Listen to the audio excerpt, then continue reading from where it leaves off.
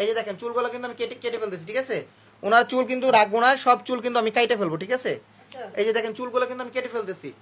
উনি ইসলামের পথে ফিরে আসছে, আল্লাহ তাআলা যেন তাকে আবারও সে মসজিদের ইমাম বানায় দেয় এবং আল্লাহ তাআলা যেন আবারও ওয়াজের ময়দানে গিয়ে তাকে ওয়াজ করার তৌফিক দান করে।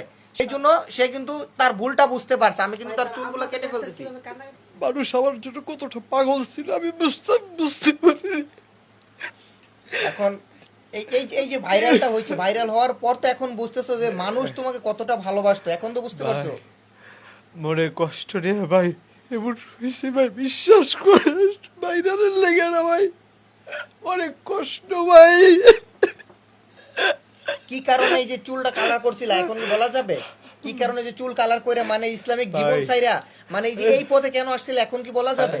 ভাই মান অভিমান করছি ভাই, যে ইসলামের থাকতাম না, মসজিদে ওয়াজ করতাম না, কিন্তু ভাই বিশ্বাস করেন 2 দিনে ভাই হাজার হাজার মানুষ ফোন দিছে, কাঁদছে আর কইছে ভাই তুমি ফিরে আসো ভাই, তোমার আমরা ভালোবাসি। বলা থেকে আবার এক লোক ফোন দিয়া কই হুজুর আপনি কি করলেন এটা? আমি কইছি ভাই আপনি কি আমার ওয়াজ শুনছেন? আমারে কয় হুজুর আপনার ওয়াজ শুনতে কোনি জানা সিরা গেছে গা। আমি এশারের নামাজ পড়ে হুজুর আপনার লেগে হুজুর কাইন্দা দোয়া করছে। বাংলাদেশ সহ সারা বাংলাভাষী সহ সারা পৃথিবীতে আমার দর্শক শ্রোতা দেশবাসী যারা দেখছেন আমাকে অনেকে গালিগালাজ করেছেন, আমার অনেকে দোয়া করেছেন ভাই, বিশ্বাস করেন আপনাদের দোয়া আমার মনে হয় আমি আর থাকতে পারি না। এখন এখন এখন আপনি যে এখন আপনি যে যে ভুল কাজ করছেন এটা কি স্বীকার করছেন, তাই তো? ও ভাই আমি আর জীবনে করতাম না ভাই। আচ্ছা, এখন এই যে আপনি ইসলামের পথে কি আবার ফিরে আসতে চাচ্ছেন, তাই তো? ও ভাই আমি আবার যেমনটা ছিলাম ওইরকম হবো ভাই। আচ্ছা আচ্ছা আচ্ছা। আর ভাই ভাই এভাবে কান্না করার প্রয়োজন নেই ভাই। ভাই উঠেন উঠেন ভাই। ভাই আল্লাহ তাআলার কাছে কান্না করেন, উঠেন, উঠেন, উঠেন, উঠেন,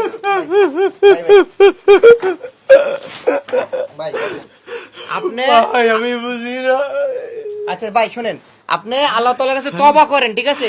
তওবা করেন, আল্লাহ আল্লাহর কাছে তওবা করেন আর যেন এরকম পাপের কাজের সাথে মানে লিপ্ত না হন। এটা আল্লাহ তাআলার কাছে ক্ষমা চান আপনি এবং দেশবাসীর কাছে ক্ষমা চান, ঠিক আছে?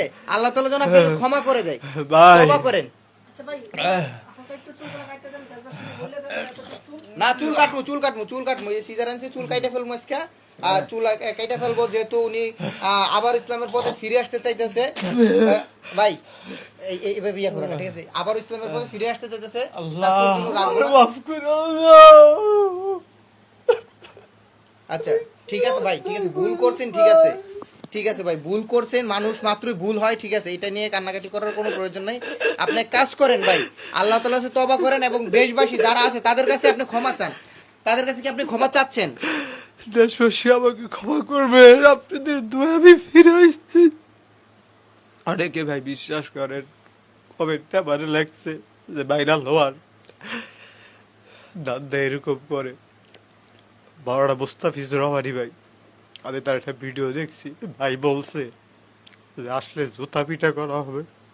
ভাইয়ের কথাটাই যদিও কষ্ট পাইছি, তবে ভাই আসলে যে কথাটা বলছে ভাইও কষ্ট পাইছে। আমি খবর পাইছি যে আমার প্রিয় শায়েখ আল্লাহ আব্দুল হাই সাইফুল্লাহ মসজিদুল জুমা কমপ্লেক্স পীরপুরের হুজুর আমার ব্যাপারে খবর নিয়েছে মুসলিম টিভির নাসির ভাইয়ের কাছে, যে নাসির ফারুক কি করছে। ঠিক আছে ভাই, আপনি যে অনুতপ্ত হয়েছেন এই যে ভাই বিশ্বাস করেন আশুলিয়া মাহফিল করছি, আব্দুল্লাহ সাইফুল্লাহ মানে কত আদর করছে ভাই। আচ্ছা ভাই জুবাইর আহমেদ তাশরিফ আমারে বারে বারে কইছে ভাই আপনি ফিরেন, ভাই আপনি ফিরেন। এখন তো আপনি নিজের ভুলটা বুঝতে পারছেন, তাই তো? আল্লাহ পাক খালেদ সাইফুল্লাহ বিশা হুজুরের খাদে বশির ভাই নাকি জানি আমি চিনি না ভালো কইরা আমারে ফোন দিছে গতকালকে, ভাই আমারে ফোন দিছে। আমি কইছি ভাই আমি তো আসলে হুজুর না। বশির ভাই কইছে যে ভাই মা ফেলাইছে বরিশাল হুজুর আপনার লগে কথা কইব।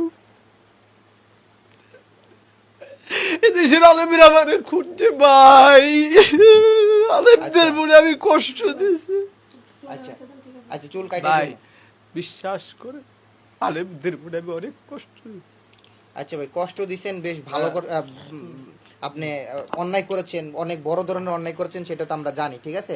এখন এই যে আপনি যে যে চুলের কালারটা করছেন, ঠিক আছে, এর জন্য তো অনুতপ্ত, এর জন্য তো আপনি মানে ক্ষমা প্রার্থী দেশবাসীর কাছে। আপনি যে এই যে মানুষের দাওয়াত, এত ভালোবাসা, সবকিছু ছেড়ে এই লাইনে চলে আসছিলেন, যে কোনো একটা অন্যায়ের কারণে বা একটা ভুল ভুল বুঝাবুঝির কারণে আপনি তো এই লাইনে চলে আসছিলেন, তাই তো? ভাই সত্যি ভাই ভুল ভাই, কষ্টে শয়তানের দোকান মনে অনেক কষ্টে ভাই মনে হয়েছে, বিশ্বাস করে কোনো ভাইরালের দান্দা ছিল না ভাই। ভাই ওয়াজ করতাম, মানুষ মাহফিলের পরে মুসাফা করতো, গোলাগুলি করতো ভাই। আগে আগে একটা মানুষ গেলে আপনাকে সালাম দিত, এখন কি সালাম দেয়? আরে ভাই কি করতেছেন, দূর মিয়া। ভাই আমারে ভাই উনি পাগলা হয়ে গেছে। পাগল হয়ে গেছে। আবার চাপাই নবাবগঞ্জে ফোন দিয়েছে ভাই, দিয়া কই হুজুর আপনার ওয়াজ শুনছি আপনি কি লেগেছে বুঝলেন, ফোন দিছে কুমিল্লাতে, কই হুজুর আপনার পাও ধরি। আচ্ছা বুঝছি, আপনার পুরা দেশব্যাপী আপনার জনপ্রিয়তা আছে, ঠিক আছে, কিন্তু আপনি যে এই লাইনে চলে আসবেন এটা তো কেউ জানতো না, ঠিক আছে? এখন যেটা করছেন ভুল করছেন, দেশবাসীর কাছে ক্ষমা চাইছেন, আল্লাহ তাআলার কাছে ক্ষমা চাচ্ছেন। ভাই একটু ক্যামেরাটা আমার দিকে ধরেন। দর্শক, আসলে উনি এখন মানসিকভাবে খুবই একটা আপসেট হয়ে গেছে, বা একটা সমস্যার ভিতরে তিনি আছে আর কি।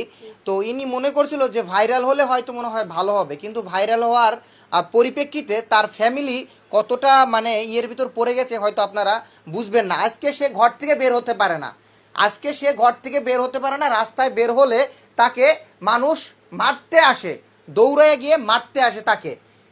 ঘরের এক কোণে চুপ করে বসে থাকে, ওনার ফ্যামিলি ওনাকে বাইরে যেতে দেয় না, কারণ যদি সমস্যা করে এই জন্য।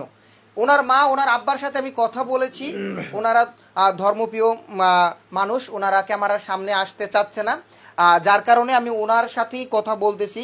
আর উনি যে ভুল ভ্রান্তিটি যেগুলো করেছে এগুলা একবারে সমস্ত কিছু সে কিন্তু স্বীকার করে নিয়েছে যে আমি ভুল করেছি, যেন আমাকে ক্ষমা করে দেওয়া হয়, এবং আল্লাহ তাআলা যেন তাকে হেদায়েত দান করছে, এটাই আল্লাহ তাআলার কাছে লাখ লাখ শুকরিয়া।